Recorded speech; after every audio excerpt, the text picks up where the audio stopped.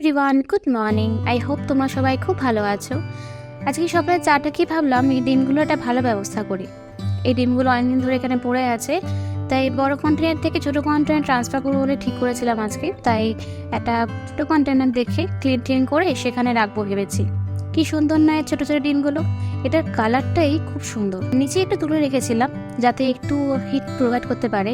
জানি না এগুলো থেকে আদৌ ডিমের বাচ্চা বের হবে কি না, বাট তাও একটু ট্রাই করছি ইউটিউব দেখে দেখে। আজকে না একটু দিদির বাড়িতে লাঞ্চে ইনভিটেশন ছিল, আর এদিকে ক্যাবওয়ালারা নিজের মনমানি শুরু করে দিয়েছে। ক্যাবে দেখাচ্ছে প্রাইস, আর তারা বলছে তারা নাকি তার ভাড়া থেকে 4 থেকে 5 গুণ বেশি নেবে। এতে খেয়ে দিয়ে বেরিয়ে পড়েছিলাম বিকেলের দিকে দিদির মেয়ের জন্য কিছু জিনিস দেখতে গেছিলাম। বেবি হাগে সুন্দর সুন্দর জিনিস এখানে পাওয়া যায়, আমার নিজেরই ভালো লেগে গেছিলো।